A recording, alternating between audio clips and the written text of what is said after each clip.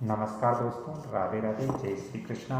एक बार पुण्य में कमल किशोर भोजक चैनल पर आप सभी का हार्दिक अभिनंदन करता हूं। आप लोगों का बहुत बहुत स्वागत करता हूं। दोस्तों, सावन का मास चल रहा है, भगवान भोले शंकर का पावन पर्व चल रहा है और भगवान भोले शंकर बड़े ही भोले हैं। अगर आप थोड़ी सी भक्ति भी करोगे, उनके चरणों में समय दोगे, उनका उपवास करोगे तो भगवान भोले शंकर की कृपा आप पर जरूर बनेगी। दोस्तों, सावन मास इस बार, जैसे मैंने कल एक वीडियो दिया था और इस वीडियो के अंदर मैंने बताया था कि भगवान भोले शंकर की जब हम पूजा अर्चना करते हैं, जब शिवलिंग की पूजा अर्चना करते हैं तो उसके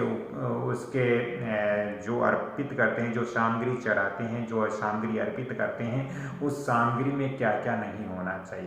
क्योंकि दोस्तों, हमें जीवन के अंदर कुछ चीज़ें मालूम नहीं होती है और हमें अनजाने में भूल हो जाती है, इसकी वजह से हमें दिक्कत होती है। तो पिछले वीडियो के अंदर मैंने बताया था कि भगवान भोले शंकर की पूजा अर्चना या शिवलिंग की पूजा अर्चना जब हम करते हैं तो हमें कौन कौन सी सामग्रियां ऐसी है जो भगवान भोले शंकर को अर्पित नहीं करनी चाहिए, वो वीडियो आप देखिए। इसके अलावा आज का जो टॉपिक है वो तो दोस्तों वो ये है कि ये जो सावन मास अभी चल रहा है और इस सावन मास के अंदर इस बार जो सावन है वो 1 महीना अधिक है, यानी 2 महीने सावन है और इस 2 महीने के अंदर 8 सोमवार हैं जिसमें भक्तगण व्रत रख सकते हैं। ये सबसे अच्छा मौका मिला है सावन महीने के अंदर 8 सोमवार का। दोस्तों, इसके अलावा मंगलवार को आप माता पार्वती की पूजा अर्चना कीजिए। हमारी जो माता पार्वती है उसकी आराधना कीजिए, ये बहुत ही अच्छा फल हमें प्राप्त होगा। दोस्तों, तो चलिए मैं आपका समय नहीं लेते हुए आपको बताता हूँ कि सावन मास के अंदर हमें कौन कौन सी जो खाद्य पदार्थ है उनका सेवन नहीं करना चाहिए, हमें कौन कौन सी चीज़ों से सावन मास के अंदर दूर रहना चाहिए, वो हमें खाना नहीं चाहिए, ग्रहण नहीं करना चाहिए। दोस्तों, सावन मास के अंदर पत्ती वाली सब्जियाँ जैसे आपके पालक हो गए, गोभी हो गई, पत्ता गोभी हो गई, मेथी हो गई, तो जो पालक वाली सब्जियां हैं वो सावन मास के अंदर वर्जित मानी गई हैं, सावन मास के अंदर वो नहीं खानी चाहिए।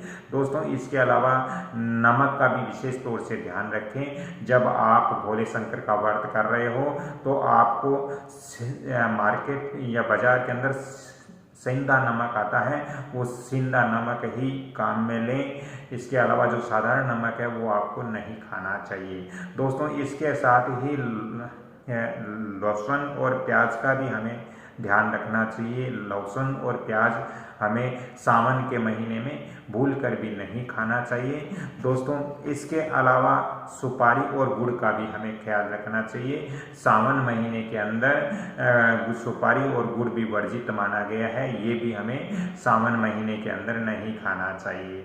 दोस्तों, धार्मिक मान्यता के अनुसार ऐसा माना गया है कि सावन में पत्तेदार सब्जियां का सेवन नहीं करना चाहिए। इससे अगला महीना जो भाद्रपद आता है, भाद्रपद में दही का उपयोग नहीं करना चाहिए। दोस्तों, इससे अगला महीना अश्विनी मास आता है तो इसके अंदर दूध का उपयोग नहीं करना चाहिए, कम से कम करना चाहिए। कार्तिक मास के अंदर प्याज और लहसुन और उड़द की दाल बिल्कुल वर्जित रहती है, बिल्कुल मनाही रहती है। इसलिए जब कार्तिक मास आता है तो प्याज, लहसुन और उड़द की दाल नहीं खानी चाहिए, सेवन नहीं करना चाहिए, ग्रहण नहीं करना चाहिए। अश्विनी मास के अंदर यानी आसोज के अंदर दूध का सेवन कम करना चाहिए, नहीं करना चाहिए। भाद्रपद जो मास है, भादवा का जो महीना है, उसके अंदर दही कम खाना चाहिए, दही का सेवन नहीं करना चाहिए। दोस्तों, सावन मास के अंदर पत्तेदार सब्जियों का सेवन नहीं करना चाहिए। तो आज मैंने आपको बताया कि धार्मिक मान्यता के आधार पर, धार्मिक मान्यता के अनुसार हमें सावन, भादव, आसोज और कार्तिक जो महीने, इसके अंदर कौन कौन सी सामग्री त्यागना चाहिए, कौन कौन सी सामग्रियां हमें ग्रहण नहीं करना चाहिए। दोस्तों, क्योंकि ये जो चीज़ें हैं ये हमारे ऋषि मुनियों ने बहुत तपस्या और बहुत गहन चिंतन के बाद हम लोगों को बताई है और यदि हम थोड़ी सी जीवन के अंदर ध्यान दें तो हम बहुत सारी परेशानियों से बच सकते हैं।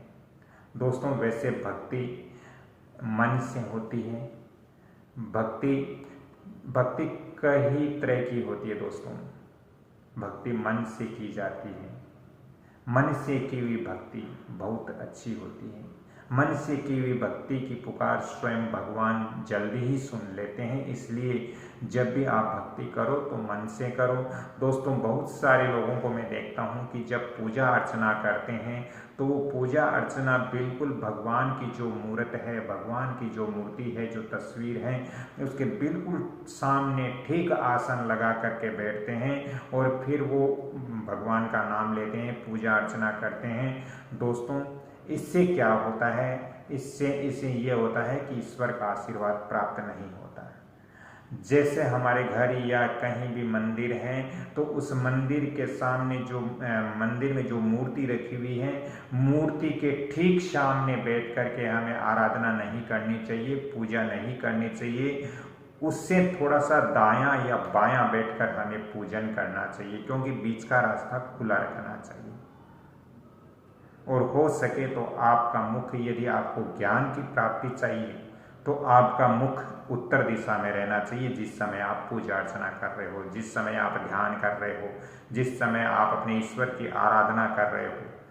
और यदि आपको सुख, शांति और धन चाहिए और स्वास्थ्य अच्छा चाहिए तो फिर आपको पूर्व दिशा में मुख करके भगवान की पूजा अर्चना आपको करनी चाहिए।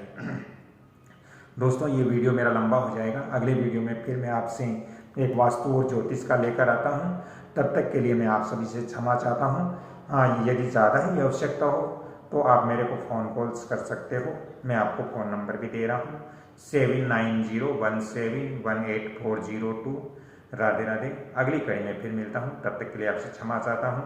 हाँ, एक निवेदन जरूर करता हूँ कि आप इस वीडियो को जितना ज़्यादा हो सके आप लाइक कीजिए, शेयर कीजिए और सब्सक्राइब कीजिए। आप आगे फेसबुक पर भी कर सकते हो, व्हाट्सएप पर भी कर सकते हो, जहाँ आपकी इच्छा हो वहाँ इसको शेयर कीजिए ताकि सभी लोगों को इसकी जानकारी प्राप्त हो। राधे राधे। जय श्री कृष्ण, जय माता जी की।